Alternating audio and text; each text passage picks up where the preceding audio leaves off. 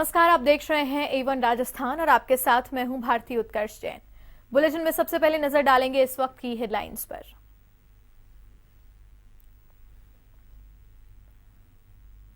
मुख्यमंत्री वसुंधरा राजे ने लिया बाढ़ ग्रस्त इलाके का जायजा। जालौर जिला सभागार में अधिकारियों से लिया फीडबैक। बारिश से प्रभावित लोगों को राहत देने के दिए निर्देश।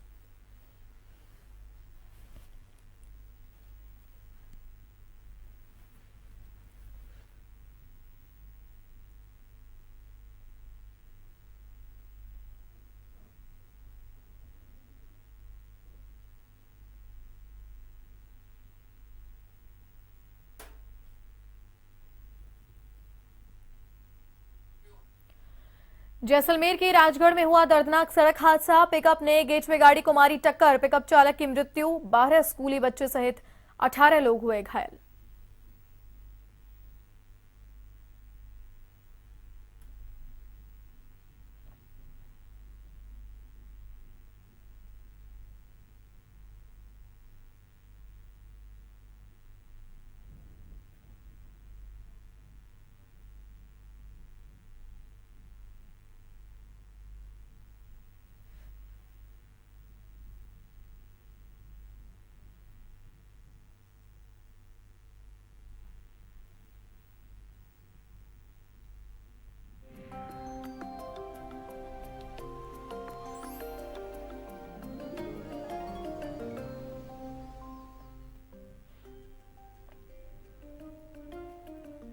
कोटा के रानपुर में एक पक्ष ने दूसरे पक्ष पर किया जानलेवा हमला। जमीनी विवाद को लेकर दोनों पक्षों में हुआ खूनी संघर्ष।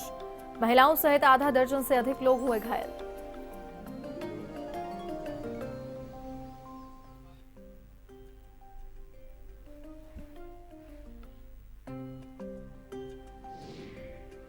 राजधानी के चौमू में नहीं थम रहा बदमाशों का कहर। घरों के आगे खड़ी गाड़ियों में की तोड़फोड़। शिव मंदिर के दान पात्रों को भी तोड़कर नकदी की पार।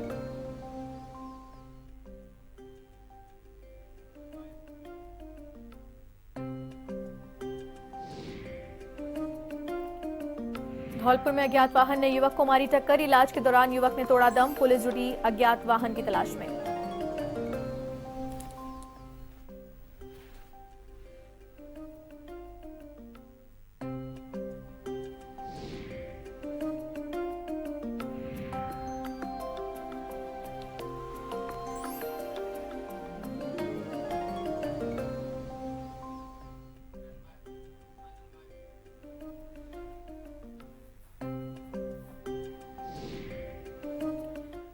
मुख्यमंत्री वसुंधरा राजे ने जालौर के बाढ़ग्रस्त इलाकों का हवाई दौरा कर हालातों का जायजा लिया। मारवाड़ के जालोर, सिरोही, पाली और बाड़मेर आदि जिले पिछले 10 दिनों से बाढ़ का दंश झेल रहे हैं। बाढ़ के हालात जानने के लिए मुख्यमंत्री वसुंधरा राजे ने हवाई सर्वे किया। आपको बता दें कि सीएम वसुंधरा राजे जालौर के मुख्य स्टेडियम में उतरे, जहां से उन्होंने जिले लेटा और सांकरण के बीच टूटे हुए पुल का जायजा लिया। सीएम राजे ने जिला सभागार में जिला स्तरीय अधिकारियों की बैठक ली और अधिकारियों से फीडबैक लेकर प्रभावित लोगों को राहत प्रदान करने के निर्देश भी दिए।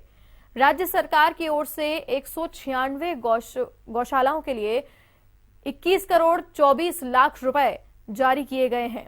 सीएम वसुंधरा राजे ने बताया कि जालौर की श्री गोपाल गोवर्धन गौशाला, पथमेड़ा तथा महावीर हनुमान नंदी गौशाला को हाल ही में 5 करोड़ 3 लाख रुपए की सहायता दी गई है। इस दौरान सभी जिला स्तरीय अधिकारी और बड़ी संख्या में भाजपा कार्यकर्ता उपस्थित रहे।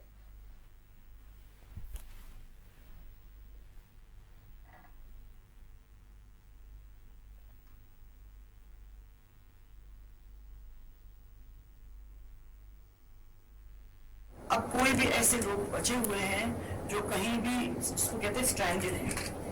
जनरली सब लोगों से मुलाकात करके, सब लोगों से बात करके, और जिनको हमने रेस्क्यू किया उनको या तो कैंपों के अंदर, या जिनको हमने इवैक्यूएट किया उनको कैंपों के अंदर भोजन के पैकेट्स, फ्रेश भोजन, सूखा भोजन, ये भी हम लोगों ने सब लोगों के बीच में बांटने की कोशिश की है। और मुझे तो लगता है कि कोई ऐसा रहा नहीं जिनके पास हमने इन जिलों के अंदर ये भोजन के पैकेट्स नहीं पहुंचाए जिनकी जरूरत। फतेहपुर शेखावाटी में बारिश आफत बनकर बरस रही है। इससे घर और दुकानें जलमग्न हो चुकी हैं। फतेहपुर का मुख्य बस स्टैंड टापू बन चुका है। नवलगढ़ रेलवे अंडरपास में ट्रक फंस गया। दूसरी ओर बीकानेर दिल्ली मार्ग के रेलवे अंडरपास में 6 फीट पानी भर चुका है, जिसमें कई वाहन फंसे रहे। शेखावाटी की विश्व प्रसिद्ध नादन ली प्रिंस हवेली पानी से जलमग्न हो गई, जिससे आर्ट गैलरी में रखा कीमती सामान जैसे कि पेंटिंग्स और कई ऐसा सामान है जिससे लाखों रुपए का नुकसान हो गया। विदेशी स्टूडेंट्स ने जैसे तैसे छत पर जाकर अपनी जान बचाई। मुख्य बस स्टैंड की दुकानों में पानी घुसने से दुकानदारों को भी भारी नुकसान उठाना पड़ा है। पहली मूसलाधार बारिश ने लोगों का जनजीवन पूरी तरह से अस्त व्यस्त कर दिया है।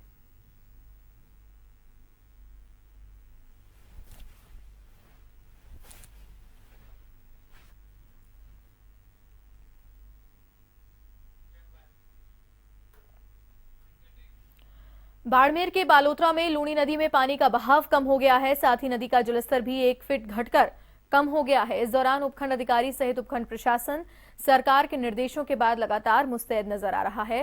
प्रशासन ने दावा किया है कि फिलहाल बारिश नहीं आती है तो पानी का स्तर हाईवे के नीचे जा सकता है। ऐसे में नदी में पानी का बहाव कम होने से लोगों ने राहत की सांस ली है। देख रहे हो आपकी लगभग आज रात भर में लगभग 1 फीट पानी कम हो गया है और ऐसा लगता है कि शाम तक ये बाईपास से पूरा शायद पीछे बरसात नहीं आएगी तो शाम तक ये पूरा पुल खाली हो सकता है। अगर पीछे बरसात आती है, बांडी नदी लूनी नदी का प्रवाह बढ़ता है तो फिर मुश्किल लग रहा है कि आज ये रोक पाएगा रास्ता। ग्रामीण क्षेत्रों में भारी बारिश होने के कारण नुकसान होने के साथ साथ ग्रामीणों को भारी परेशानी भी उठानी पड़ी। बारिश के कारण घरों में पानी घुस गया और कच्ची पक्की दीवारें और कच्चे मकान गिर गए। सड़क मार्ग क्षतिग्रस्त हो गया है, रास्ते अवरुद्ध हो गए तथा बिजली गुल हो गई। हाल ये था कि गांव के विद्यार्थी स्कूल नहीं जा पा रहे हैं तथा लोग खेतों में तथा अपने निजी काम से घर से बाहर नहीं निकल पा रहे हैं। सूचना पर एसडीएम सुभाष बढ़िया ने गांव का दौरा कर हालातों का जायजा लिया और पटवारी एवं गिरदावरों को बारिश से हुए नुकसान के सर्वे के लिए आदेश भी दिए।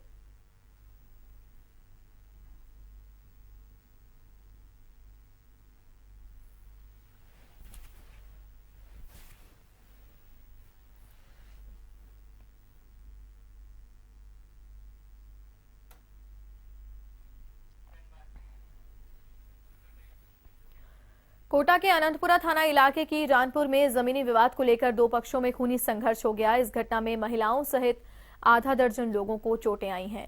दोनों पक्षों के 2 लोगों के सिर पर चोट होने के बाद उन्हें अस्पताल में भर्ती करवाया गया। परिजनों का कहना है कि शराब पिलाकर कुछ लोगों ने उनके पिता के एग्रीमेंट पर साइन करवा लिए और जबरन जमीन खाली करने की धमकी देने लगे। ऐसे में दूसरे पक्ष ने उनकी जमीन पर जबरन कब्जा भी कर लिया। जब इसका विरोध किया गया तो रानपुर निवासी रामकरण ने अपने 1 दर्जन साथियों के साथ दूसरे पक्ष पर जानलेवा हमला कर दिया। घटना में दोनों तरफ से ही एक दूसरे पर हमला किया गया। एक पक्ष का तो यह भी कहना है कि दूसरे पक्ष के लोग हथियारों से लैस होकर आए थे, जिनके पास तलवार, कुल्हाड़ी और बंदूकें भी थी। हमले के दौरान वहां मौजूद कुछ महिलाओं को चोटें आई हैं, जिनको प्राथमिक उपचार के बाद छुट्टी दे दी गई है। एक गाड़ी भर के गुंडे आए थे हमारे घर पे, हमारी जमीन जबरदस्ती कब्जा कर रहे हैं और मेरे भाई को बहुत मारा इन्होंने। और मेरे दादाजी की जमीन थी, उसको भी दारू पिला के और एग्रीमेंट मंडा लिया और हमारी जमीन है और हमारे को धमकी दे रहे हैं, पैसे मांग रहे हैं हमसे। और एक तो रामकरण मालिए रानपुर का ही और एक नया खेड़ा का सत्यनारायण है और कम से कम 8-10 गुंडे और थे। जैसलमेर के पोखरण क्षेत्र के सांकड़ा थाना क्षेत्र के राजगढ़ गांव के पास सोमवार को स्कूली बच्चों से भरी पिकअप और कार की आमने सामने की टक्कर हो गई। घटना में पिकअप गाड़ी के चालक की मौके पर ही दर्दनाक मृत्यु हो गई, जबकि पिकअप में सवार 18 लोग घायल हुए, जिसमें से 12 स्कूली बच्चे हैं। एसएचओ खेताराम सियोल ने बताया कि पिकअप बुनाड़ा गांव वठानियों के बच्चे लेकर राजगढ़ आ रही थी, तभी कार को सामने से आ रही पिकअप ने अचानक से टक्कर मार दी, जिस वजह से यह हादसा पेश आया।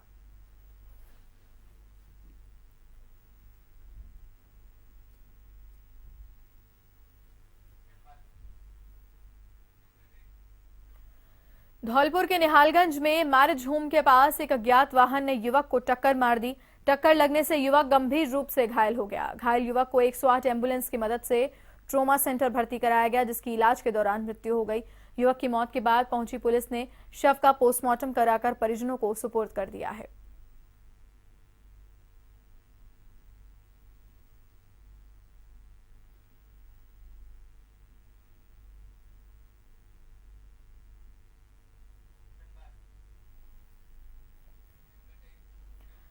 अलवर कोतवाली थाना पुलिस ने 2000 रुपए का नकली नोट चलाने की फिराक में घूम रहे एक युवक को गिरफ्तार किया है। शहर कोतवाल विमल दीक्षित ने बताया कि व्यापारियों द्वारा सूचना मिली कि 2 युवक नकली नोट चलाने की फिराक में बाजार में घूम रहे हैं और इस सूचना के तुरंत बाद मौके पर पहुंची पुलिस ने साहडोली निवासी साजिश खान और उसके एक नाबालिग साथी को भी गिरफ्तार किया। पुलिस ने इनके पास से 2000 रुपए के 2 नकली नोट बरामद किए हैं।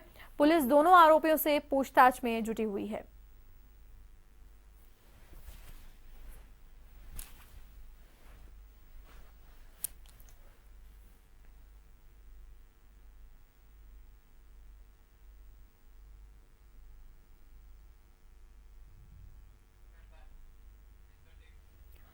गत दिनों हुई बरसात व ग्रामीणों की हठधर्मिता के चलते नसीराबाद के ग्राम दिलवाड़ा की सड़क पूरी तरह से क्षतिग्रस्त हो चुकी है, जिससे दर्जनों गांव के बच्चों सहित ग्रामीणों को शहर में आने जाने में भारी परेशानी उठानी पड़ रही है।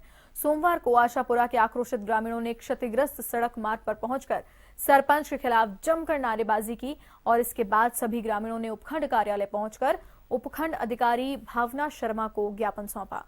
आपको बता दें कि इस मार्ग से प्रतिदिन सैकड़ों बच्चे ऑटो में बैठकर नसीराबाद स्कूल आते जाते हैं और रोजाना इस क्षतिग्रस्त मार्ग पर कोई ना कोई गिरकर चोटिल हो ही जाता है। ग्रामीणों का कहना है कि प्रशासन को कई बार इस बात से अवगत कराया जा चुका है।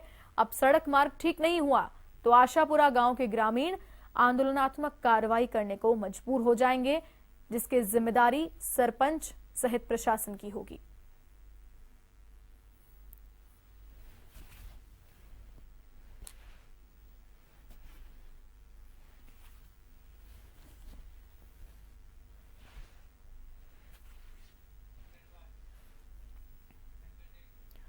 नैनवा उपखंड के खेरुना गांव के लोगों ने सरकार के नहीं सुनने पर अपनी सड़क की समस्या से निजात पाने के लिए अनूठी पहल शुरू की है। ग्रामीणों ने अपने खर्चे पर खेरुना से बड़ी पड़ाव गांव के बीच ग्रेवल सड़क का निर्माण शुरू कर दिया है। लगभग 130 घरों की आबादी वाले खेरुना गांव के हर घर से आर्थिक संसाधन व श्रमदान के सहयोग से कार्यों को अंजाम दिया जा रहा है। गांव में जितने भी ट्रैक्टर ट्रॉली थे सभी सामग्री डालने में लग गए हैं। बच्चों से लेकर बुजुर्ग तक श्रमदान करने में जुटे रहे। खेरुना से बड़ी पड़ाव के बीच लगभग 2.5 किलोमीटर का ये जो खराब रास्ता है, इस कारण बरसात के दिनों में खेरुना सहित 4 गांवों के लोगों को 15 किलोमीटर का चक्कर काटकर नैनवा उपखंड मुख्यालय पर आना पड़ता है। सरपंच संजय बाई मीणा ने बताया कि खेरुना से बड़ी पड़ाव तक की सड़क का कार्य सार्वजनिक निर्माण विभाग के अधीन है। विभाग ने मनरेगा योजना में 5 वर्ष पहले ग्रेवल का कार्य भी चलाया था। अगले चरण में सड़क पर डामरीकरण होना था, जिसको निर्माण विभाग नहीं करा पाया।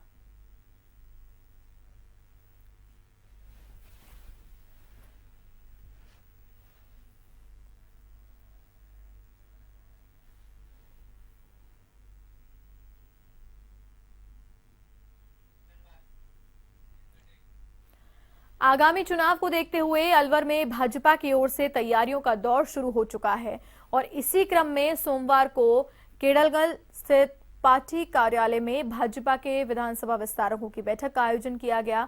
पार्टी जिलाध्यक्ष धर्मवीर शर्मा की अध्यक्षता में आयोजित हुई बैठक में विस्तारकों के कार्यों की समीक्षा की गई। जिलाध्यक्ष धर्मवीर शर्मा ने बताया कि विस्तारकों को बूथ को मजबूत करने के उद्देश्य से लगाया गया है।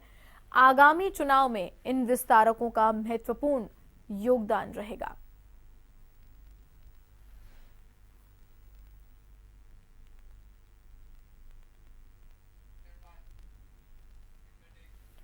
कोटा के प्राचीन गरारिया महादेव के दर्शन करने आने वाले दर्शनार्थियों के लिए जा रहे शुल्क का ब्लॉक कांग्रेस कमेटी के कार्यकर्ताओं ने विरोध किया है। ऐसे में कार्यकर्ताओं ने जिला कलेक्ट्रेट पर जमकर प्रदर्शन किया और वन मंत्री का पुतला जलाकर अपना रोष जाहिर किया है। कार्यकर्ताओं का कहना है कि वन विभाग के अधिकारी टाइगर रिजर्व की बात कहकर महादेव के दर्शन करने जाने वाले दर्शनार्थियों से शुल्क वसूल रहे हैं। ऐसे में दुपहिया वाहन से 75 रुपए और चौपहिया वाहन से 400 रुपए वसूल कर वन विभाग दर्शनार्थियों की आस्था को ठेस पहुंचाने का काम कर रही है। कार्यकर्ताओं ने चेतावनी दी है कि गरडिया महादेव के दर्शन करने को लेकर किसी भी तरह का कोई शुल्क ना लिया जाए। अगर ऐसा फिर भी होता रहा तो कार्यकर्ताओं को बड़ा आंदोलन करने को मजबूर होना पड़ेगा।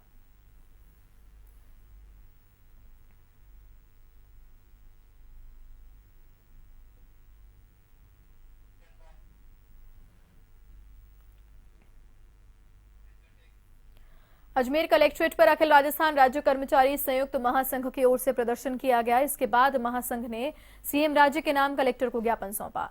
अखिल राजस्थान राज्य कर्मचारी संयुक्त महासंघ ने जिला अध्यक्ष बद्री प्रसाद शर्मा ने बताया कि पिछले 18 महीने से अपने वेतन विसंगतियां और 7वें वेतन आयोग की सिफारिशों को लागू करने की मांग की जा रही है, लेकिन उसके बावजूद राज्य सरकार ने अभी तक कर्मचारियों के हितों की तरफ ध्यान नहीं दिया है।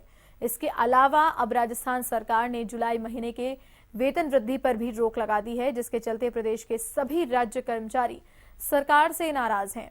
मांगे नहीं मानने पर अखिल राजस्थान राज्य कर्मचारी संयुक्त महासंघ के बैनर तले सभी राज्य कर्मचारी 10 अगस्त को जिला कलेक्ट्रेट के बाद जेल भरो आंदोलन की शुरुआत करेंगे।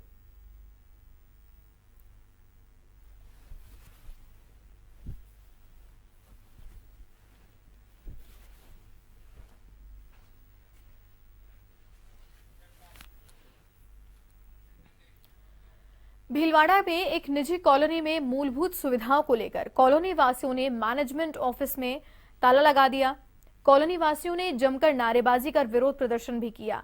कॉलोनी वासी हेमेंद्र सिंह राणावत ने कहा कि शहर से दूर अंशुल कॉलोनी जब बनाई गई तो कई वादे किए गए थे, लेकिन आज भी यहां पर मूलभूत सुविधा, सड़कें, नालियां और पानी की व्यवस्था नहीं की गई है। इन सब के लिए मैनेजमेंट से मांग की जा रही है, लेकिन कोई कार्रवाई नहीं की गई है। इसके विरोध में ऑफिस पर ताला लगाया गया है। यदि अब भी ये हमारी मांगे अगर पूरी नहीं करते हैं तो इनके खिलाफ पुलिस में मामला दर्ज करवाया जाएगा। जो है पिछले 2007 से यहाँ इन्होंने कॉलोनी डेवलप की थी और बड़े बड़े दावे किए थे कि हम आपको अंतर्राष्ट्रीय स्तर की सुविधाएं उपलब्ध कराएंगे, रोड होगा, सारी सुविधाएं होगी, 24 घंटे सुविधा, आपको सिक्योरिटी सर्विस मिलेगी, लाइट का बैकअप मिलेगा। बड़े बड़े लोगों ने यहाँ मीटिंग की और इन्होंने बड़े बड़े खर्चे करके और लाखों लोगों को खाना वाना खिला के इन्होंने इस तरह से प्रोपोगेंडा करके बुलाया, लेकिन आज दिन तक ऐसी कोई सुविधाएं नहीं और हमारे द्वारा बार बार हिसाब मांगने पे भी ये हिसाब उपलब्ध नहीं कराते हैं। और इवन इनके जो चौकीदार गार्ड, उनकी 8-8 महीने से कोई सैलरी नहीं है। वो लोग बेचारे गरीब लोग हड़ताल करते हैं, उनके खाने के लिए पैसे नहीं है और हम सब कॉलोनी वासियों को आके कहते हैं, लेकिन ये लोग न तो मैनेजमेंट इनका जो है बड़ा हठधर्मिता पूर्वक इन्होंने रवैया अपना रखा है। अजमेर की महर्षि दयानंद सरस्वती विश्वविद्यालय के 8वें दीक्षांत समारोह में यूनिवर्सिटी की 34 प्रतिभाओं को स्वर्ण पदक से सम्मानित किया जाएगा। इसके अलावा एक कुलाधिपति पदक और 20 शोधार्थियों को भी उपाधि दी जाएगी। दीक्षांत समारोह 1 अगस्त को विश्वविद्यालय के विद्या विहार उद्यान में आयोजित होगा, जिसमें राज्यपाल कल्याण सिंह समारोह की अध्यक्षता करेंगे। इस कार्यक्रम में नोबेल पुरस्कार विजेता कैलाश सत्यार्थी भी शिरकत करेंगे।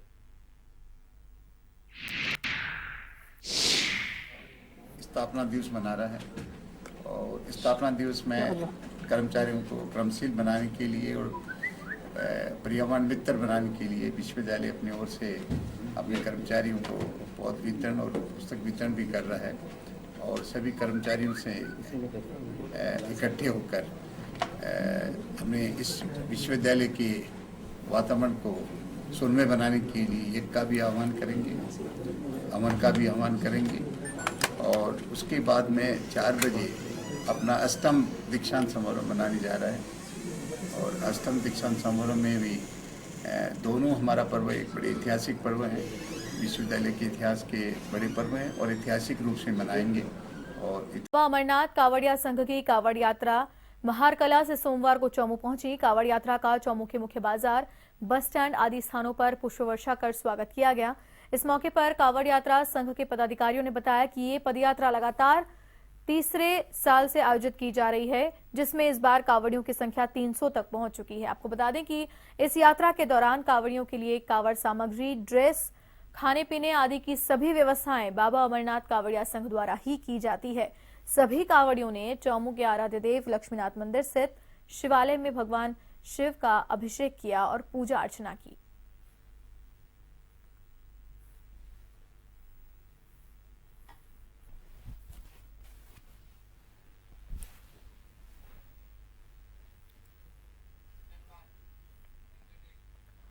जालौर के सायला उपखंड मुख्यालय सहित क्षेत्र के सभी शिवालयों में श्रावण मास के चौथे सोमवार को शिव देवालयों में भीड़ रही। लोगों ने शिवालयों में जाकर भगवान महादेव के दर्शन कर पूजा अर्चना की, तो वहीं दुग्धाभिषेक और जलाभिषेक कर मंगल खुशहाली की कामना की। श्रद्धालुओं ने दूधेश्वर महादेव के दर्शन कर वालेरा महंत पारस भारती महाराज से आशीर्वाद भी प्राप्त किया।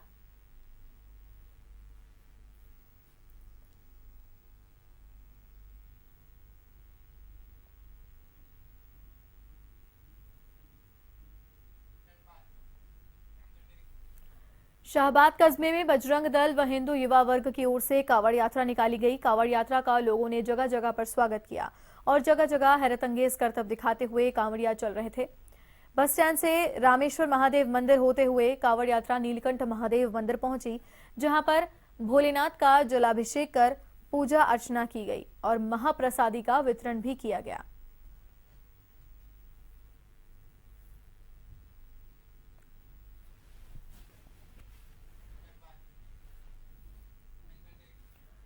जोधपुर में सावन के चौथे सोमवार पर शिव भक्तों ने मंदिरों में पूजा अर्चना की। भक्तों ने भगवान शिव का अभिषेक कर मनोकामनाएं पूर्ण करने के लिए कामना की। अल सुबह से ही शिवालयों में भक्तों के आने का तांता लगा रहा। शहर के शिवालय हर हर महादेव के जयकारों से गूंज उठे।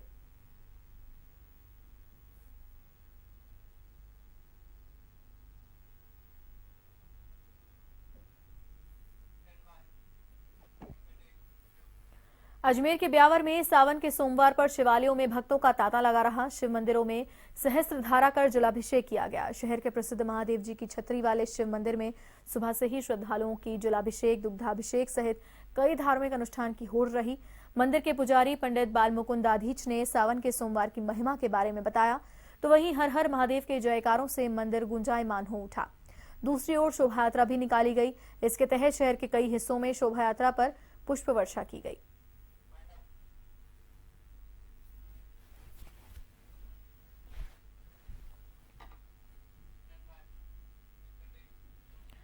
और इसी के साथ इस बुलेटिन में फिलहाल के लिए इतना ही। देश और दुनिया की तमाम बड़ी खबरों के लिए आप देखते रहिए A1 TV। नमस्कार।